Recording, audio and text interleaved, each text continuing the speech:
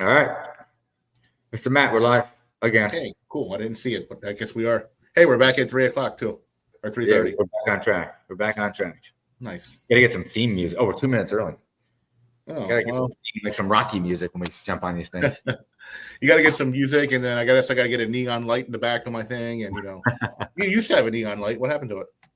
Well, in the office, I still have that thing, but I never go down to the office. This is going to be the new office, so Oh, okay. we're actually here waiting for them to move some office furniture in. Nice. Good So, times. so what? Listen. Listen. What we are going to talk about today. You and I had a good conversation before we went live. So many of these calls we get on and we talk about breaches, Technology and all that stuff. Yeah, but you had a really good idea, and I think this is going to be valuable for people. When you have a breach and it's real and you need to call your insurance company, there's like 5 to 10, depending on your insurance company, there's like 5 to 10 different steps that are pretty much the same thing that happen every time. So if you're a business owner, or if you're you may not be the business owner, but maybe you're a manager, or maybe you're just the person that is identified as the person that has to deal with a breach. You should know what to expect. So we're going to take you through, I think we have 7 bullet points. There's 7 steps of what you should expect when you have a breach, but specifically as it pertains to dealing with your insurance company and the speed at which they move, what they do. By speed, I mean how many days it takes for them to move, because they move really slow. So pay attention closely to this. You're going to have a breach. It's 100% guarantee. Hold on. I get to use my little banners. Hold on. Where is it? Here we go. 100% guarantee you're going to have a breach. Right. Because it's true. It's 100% guaranteed.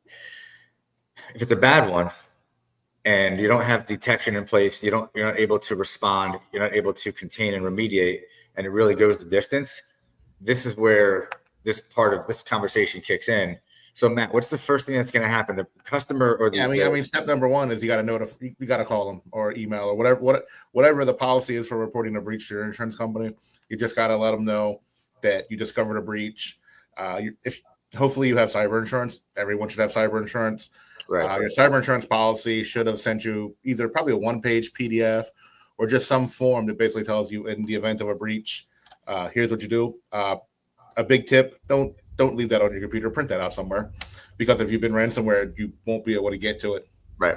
We've had common sense ain't so common. Yeah, I hate to say it. We've had that plenty of times where they weren't able to get to their insurance policies because they were all hard or all soft copy on a file server somewhere encrypted. Yeah. But you want to follow the instructions, whether it's an email or a hotline or however that particular insurance company wants you to let them know.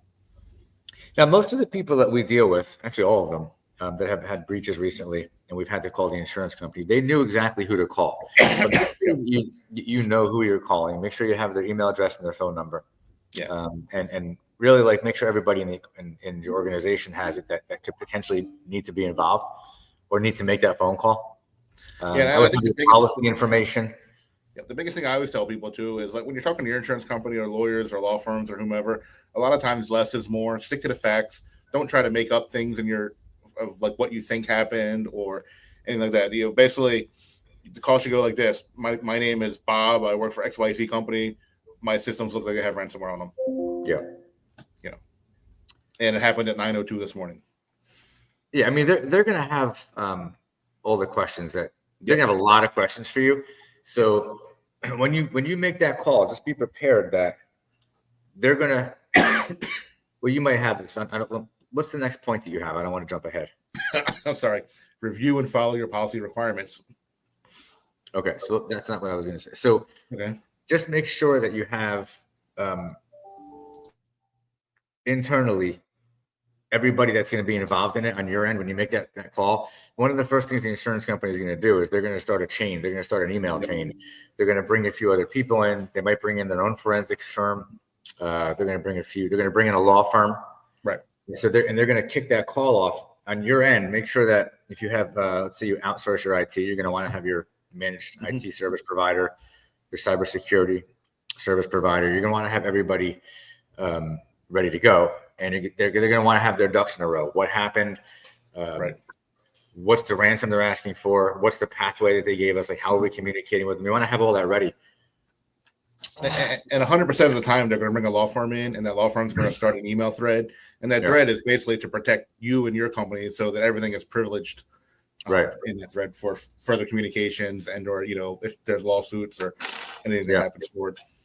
So now you had mentioned number 2 was excuse me. Go ahead. What was number 2? Basically, make sure you review and follow your requirements. Kind of, make sure you have your policy, understand what's covered, what's not covered. We were talking about before the call. We did one breach, and the insurance company just sent $176,000 to the company to pay the Bitcoin ransom. We did a breach a week later, and the company had to send the money to be paid and then get reimbursed. So you got to kind of know, where you are. If do you have to pay $65,000 up front, or do you only have to pay your deductible? Yep. It's a big stipulation. If your policy says you get reimbursed, can you afford that $176,000?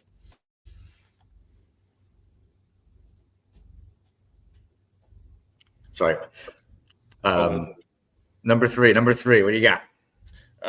You got to use, if you want to get reimbursed, approved vendors, or if you're using someone, make sure that they can get paid, or you can get reimbursed from your insurance company for their services. Last thing you want to do is bring in another company. They do 200 hours worth of work, and your insurance company won't reimburse you for them. That's a big one, and we have not ever had it happen where the insurance company hasn't reimbursed or reimbursed us directly. We haven't either, typically, because we ask very early up front to get us approved. But you want to make sure that everyone that's working with them is approved to get some sort of reimbursement. I will tell you something that happened recently, which was a new one. One of our recent breaches. The insurance company, in every case other than this one, always pays the Bitcoin directly. They just send it to the wallet. One time we had the insurance company's like, we'll reimburse. You have to pay it. Yep. Yes, I was just talking about that. We'll reimburse you. They weren't expecting that because they had to actually go get. They had to deal with it. They had to get the money, send it to the insurance company. It actually dragged it out an extra 2 days. Yeah, you want to make sure you know what your coverage is there, because if you have to pay $100,000 in Bitcoin ahead of time, can you afford that? That's very important. Very important. That's true. Especially small business that's running like pretty close to the break-even point. If that happens, that could put them out of business. You're right over there. Uh-oh.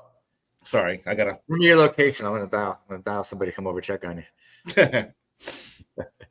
I was sick 2 weeks ago, and I can't get rid of the cough. That'll teach you to go on a cruise ship. I know. It was a good time though. I bet. Number 4, and you know this because you're used to this from your systems. Document everything. Every person working on any task should be documented, even if it's just rebooting a computer, sending an email. Document it in your whatever system you use for documenting time and activities. 100%. We have it happen so many. I mean, once you can't access your data, you're done. Like if you don't have critical data documented somewhere offline, like that's really an important fact to take away from this. Like your disaster recovery plan, your business continuity plan, they need to be printed out somewhere. Like and even your incident response plan. If you just have it digital and everything's encrypted, you're screwed. Like it's gone. Yeah, we did one like 6 months ago, and we got in and we're like, all right, well, can we have your vendor phone tree so we can start calling on vendors? And they were like, oh, well, that's on our file server, and their file server was ransomware. So we had to go through and basically the CIO pulled out 100 business cards out of a desk drawer, and we had to figure out which ones were still relevant. Unbelievable. To get a hold of people. All right, number 5. Number 5. Or was that 5? That was 4.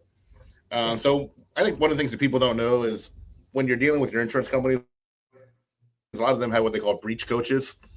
And really, it's a lot of times it's the attorneys that are working with you, but their job really is to guide you through the process. Make sure that the forensics team is doing their job, any kind of mitigation or recovery. They kind of act as your liaison between you and the insurance company. And they also, like as I was saying earlier, help protect that privileged information so that in case there is lawsuits or anything going in the future, they're working with you. Yeah.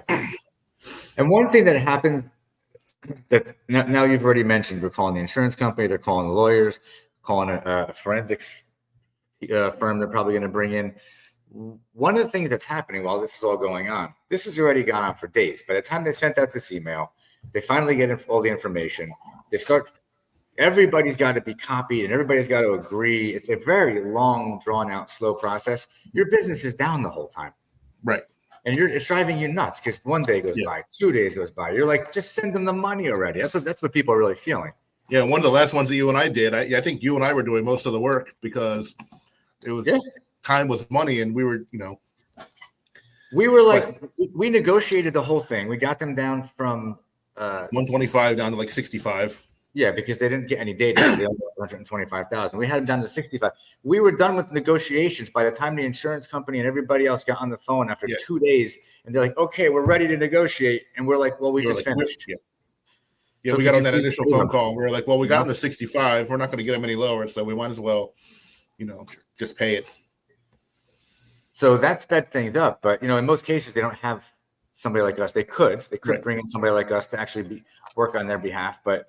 In any case, my point is that you should be prepared that there's going to be several days going by while your business is down. And essentially what's going to happen is you're going to contact the insurance company. They're going to have to assign a claim agent or someone to take care of the claim. Then they're going to have to make contact with whomever they want to use for the law firm. And the law firm's going to have to contact the incident response and forensic firm. And then they're all going to have to, and they're not going to say, "Hey, let's set up a meeting in 5 minutes." They're going to say, "Hey," they're going to send an email out to everyone and be like, "Well, let's get together. What's everyone's availability?" And then people are going to put availabilities around.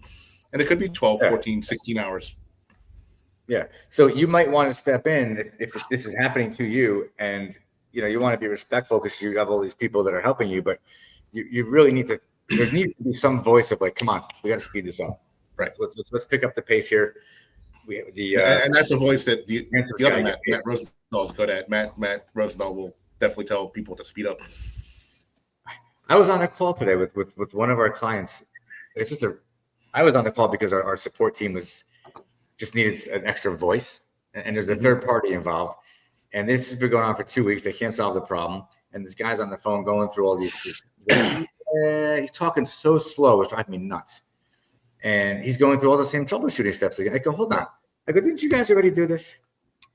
He's like, and my guy was like, "Well, yeah, we did do this." So I said, "Well, what? Why are we going down the same path? This is 2 weeks already." But it was the voice that sometimes you need that voice on the call. It's like, "Guys, what are we doing here? Come on, why are we going in circles?" Yeah. So what's number 6? Number 6, after your own heart, mitigate further damage. Basically the containment. Make sure your systems are isolated. Find any vulnerabilities need to be patched. And then the one that everyone hates, but that's where the lawyers come in, is notify your stakeholders as required by law or policy, because different states have different rules, different compliances have different rules, and your law firm and your attorney will definitely know and work with you to identify if you need to report, who you need to report to, and then they'll draft up the appropriate letter or email that you're going to send it to protect you and your organization. And that really is worth all its money right there. Yeah. That's really because you may not have to report it. You might think you have to, but when the forensic team comes back and tells you what data was touched, you might not have to report. So it's and that's touchy. I mean, you don't want to look. We had a client. Remember the accounting firm we had that got hit like 3 years ago? Mm-hmm. He almost went out of business. I think he does like 600 tax returns. I mean, now he's even bigger because he bought somebody else. It's like double the size. But when they had that breach, he actually did have to send a letter out to all of his clients, and that's like your worst nightmare because they lose trust. And once you lose trust, it's not going back. Especially when you're handling other people's tax returns, money, personal data. I got a letter from an attorney that we used that they had been breached. And I like them. I feel good for them, but we're going to be looking for a new law firm here soon because, that's just how things go. They got to take their security more seriously. Yeah. All right. I think number 7 is your last one. It is. It's basically it's the end of the whole thing. So at the very end of the whole thing, you'll have to work with your insurance company to actually prepare and submit your claim for all the expenses you just occurred, because you're going to get expenses. The law firm is going to send you a bill. It's going to be a very itemized, detailed bill, probably down every 15 minutes. Incident response firms will send you a bill. If you do remediation with your MSP, they're going to get a bill from them. So you need to know what coverages you have, what your deductibles are. Have you paid them already? Right. And then any reports, they'll want copies of any, incident details and reports that were generated. I can tell you that in my experience working a lot of these incidents, we try not to write very detailed reports anymore, mostly because of liability. So, if somebody wants a super detailed report, I would question back and ask them why they want a really detailed report. And you just want it to be factual. Nothing in a report should be speculative. God, I can't get that word out. We've worked on enough of these reports together. Speculation, yeah. Speculative. We've worked on these enough together. You want it to be just 100% fact. No, if you can't prove it beyond a doubt, it doesn't go in. You cut out. Say that one more time. So if you can't prove it without a doubt, it shouldn't go in the report. Yeah. Well, that's really important because everything has to be facts and data driven.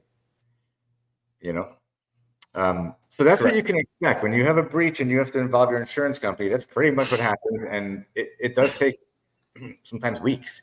Mm-hmm. Find somebody in your company that's going to lead that effort because you need somebody that's assertive, that's not afraid to push people. Right. And I find from experience, people tend to cringe or not cringe, but they tend to get nervous when talking to lawyers. Don't. They're just lawyers. Yeah, they're people. They're more manipulative than your average person. Mm-hmm. They are not so easy to talk to. But right. They're on your side in this case. Yes. I mean, they're not working against you. They're working with you. Right. They are also trying to generate more work. Yes. I'm still getting emails from lawyers from breaches we dealt with 2 months ago. They still want to have more conversations. I'm like, I don't even answer them. There's nothing else to talk about. We're done. Right. You're like, I thought we were closed. The biggest thing when you're doing is to work with the insurance company is you want to get the containment done and you want to get your systems back. Right. All the rest of it, if you need to get that done in a couple of days' time, 48 hours, 72 hours, the rest of it, the reports, the after research can be done as needed, afterwards. But the containment and getting your systems back online and making sure that you're not susceptible to another breach are the three main things you want to get with your insurance company. 100%. So what's the most important thing? We don't want you to have a breach. So right. You go to this link down here. I'll give you a second to copy that because I can't do a link in this image here. But if you go to that link, Matt and I came up with a free risk assessment a while ago. It takes you to a page, you fill in some information.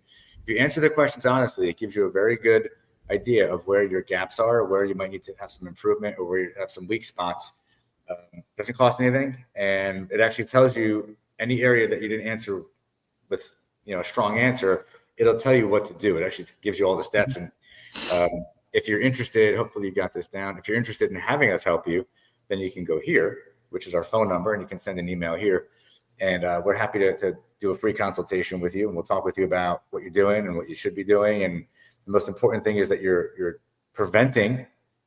You have all the preventative measures in place, but because you have 100% guarantee you're going to have a breach, you also need to have the containment, the response and containment measures in place, the detection in place so that you can contain and you can respond quickly. So that's all very, very important. No business is too small. I got to use this. I still have people say to me, we're too small. It's not going to happen to us. It is complete bullshit. It's going to happen to you. It's going to happen to everybody. It doesn't matter if you're one person. We've had one person clients of ours, which we do have our legacy clients, they've been breached. I just had someone say that to me over the weekend that they were too small to be breached. And I was like, okay, but you're not. But if your business is not important to you, that would be the reason to do nothing that we're suggesting. But we're here to give you information. We're here to help you. And and next week, maybe we should bring that report on it and kind of show the report a little bit that gets generated from that assessment. Oh yeah, we can do that on the next one. That's actually a good one. Maybe next one we'll go through it and good idea, man. We'll do that next Monday. I get one a week, one good idea a week. Now I've used up. Now I'm done for the week, so I might as well. What's today? Today's Monday. You use it up, but you know what? It's only a 3-day week, so you're okay. But what's this 3-day week? Something weird's going to happen on Thursday and Friday, and I'm going to. There's going to be a breach. It's going to be one of those people that says we're too small. Thursday, they're going to call us up like, "Hey, we got a breach." Yep. I've worked the last, well, not me technically, but someone on my team has worked the last 4 Thanksgivings in a row. So. All right, let's put this back up one more time in case anybody wants to reaching out to us. All right, Mr. Matt, we kept it to Yep. exactly 20 minutes, which is the original Nice. plan. Very good. That was a good one. Yep. All right. Thank you. No This problem. was, Enjoy. covered some good stuff, and hopefully everybody who watches this gets something out of it and give us a call. Definitely. Have a good one. Okay. Let me end this baby right now.